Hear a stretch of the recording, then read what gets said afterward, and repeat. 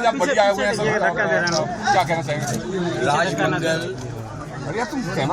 Samajwadi party के ID नीचे करो संजय, नीचे करो थोड़ा सा यार, मुंह लुके दो।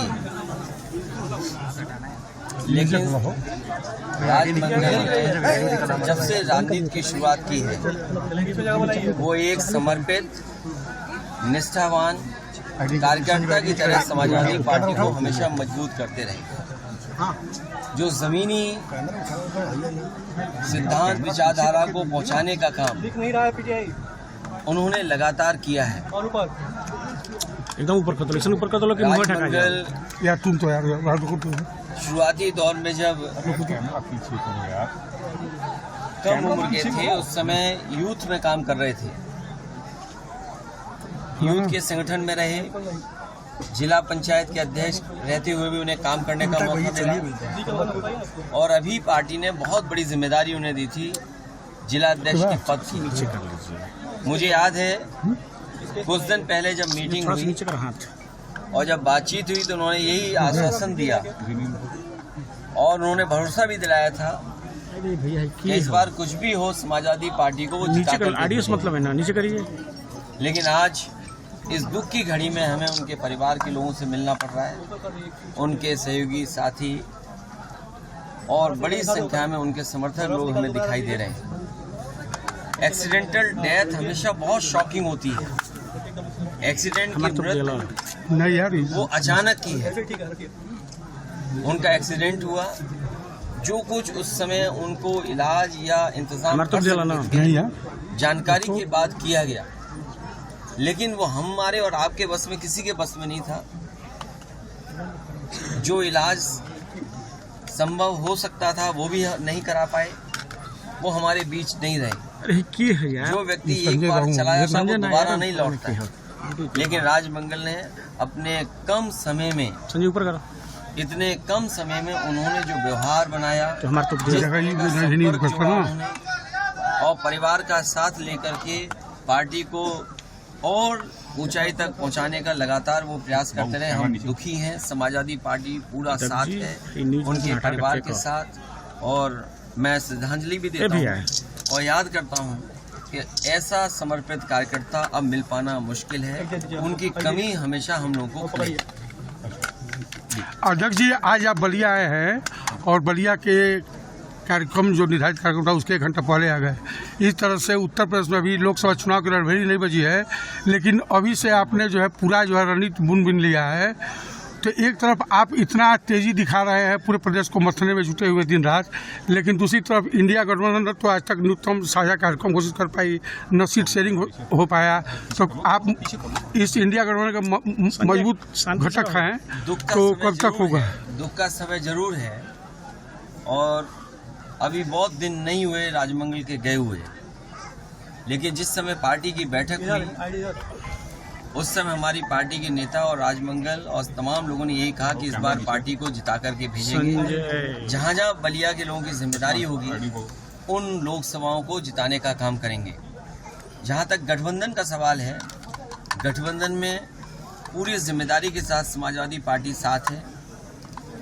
गठबंधन में किसको कहां लड़ने का मौका मिलेगा बहुत जल्दी आपको जानकारी मिल जाएगी। एक बात तो साफ है यार, न केवल उत्तर प्रदेश बल्कि देश की जनता भारतीय जनता पार्टी को हटाना चाहती है। विकसित भारत का नारा देकर के गांव-गांव वैन या गाड़ियां पहुंचा करके प्रधानों से उनके बजट का हिस्सा काट करके आप विकसित भारत का सपना पूरा नहीं कर सकते। जो आपके घोषणा पत्र रहे, जो आपने संकल्प जनता के बीच में रखे, वो आखिरकार आधे अधूरे क्यों हैं? अगर विकसित भारत बने, क्या हमारे किसान की आय दोगुनी नहीं होगी? जो घर बैठा नौजवान है वो बेरोजगार है, उसको नौकरी या रोजगार मिलेगा कि नहीं मिलेगा? और फिर हमारी सीमाएं कितनी असुरक्षित हो गई हैं। अभी हाल ही में आपने देखा होगा कि देश के रक्षा मंत्री को जो घटना हुई उनके घर परिवार के लोगों से मिलने जाना पड़े। 3 लोग सिविलियंस मारे गए थे, 8 घायल, शहीद किया नहीं गए रक्षा मंत्री जी। बीजेपी के नेतृत्व संजय ऊपर जो शहीद हुए उनके घर नहीं गए, वहां गए जो सिविलियंस मारे गए थे।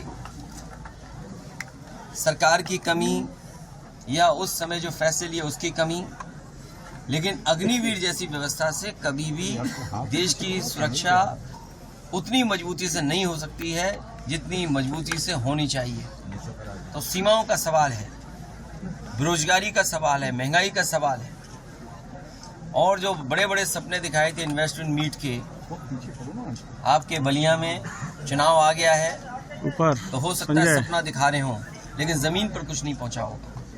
अगर 40 लाख करोड़ का इन्वेस्टमेंट का सपना देखा है और मुख्यमंत्री जी ने विधानसभा में कहा हो, तो क्या बलिया का हिस्सा नहीं रहा होगा, या गाजीपुर का हिस्सा नहीं रहा होगा, या आपके बगल का जिला देवरिया उसका हिस्सा नहीं रहा होगा?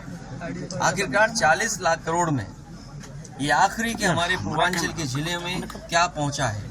और समाजवादियों ने जो सड़क बनाई थी, कम से कम उसकी वजह से समय पे आ गए।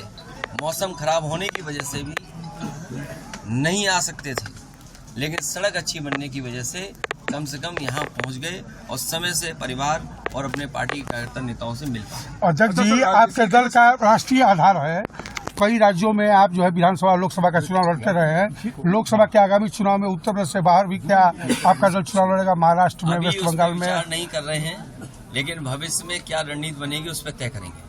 कितनी सीटों पर लड़ेंगे आप? यूपी से 40 सीटों पर लड़ने की बात कर रहे हैं। आज तक को सच बोलना चाहिए। सर, बीजेपी का मानना है कि जो चूंकि इस समय इलेक्शन आने वाले हैं लोकसभा के, और वो भगवान राम बोलेगा झूठ। सर, भगवान राम के साथ सर, है। सीए की बात अगर हम करें तो लोकसभा चुनाव के पहले ये माना जा रहा है कि नोटिफिकेशन आ सकता है, तो विपक्ष जो है सीए को लेके कैसे देखता है? कल क्या होगा, हमारा स्टैंड वही है जो पहले दिन था। जी। सवाल ये है कि चीन आपके घर में घुस रहा है और चीन के सीमा पर आपके जो मेमोरियल बना था, जो 1962 में जिन जवानों ने, जिन लोगों ने शहीद होकर के भारत की सीमाओं की रक्षा की थी, क्या उस मेमोरियल को नहीं तोड़ दिया गया?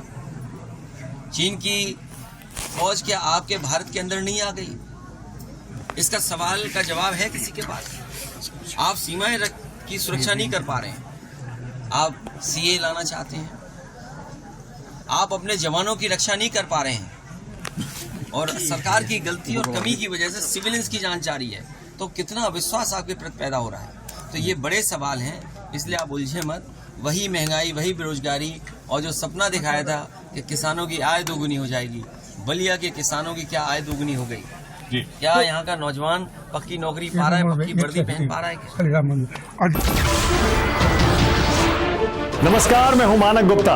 अगर आपको हमारा ये वीडियो पसंद आया हो तो इसे लाइक और शेयर जरूर करें, और हां, हमें सब्सक्राइब और फॉलो करना ना भूलें ताकि आप देश और दुनिया की कोई खबर मिस ना करें। तो जुड़े रहिए हमारे साथ और देखते रहिए न्यूज़ 24।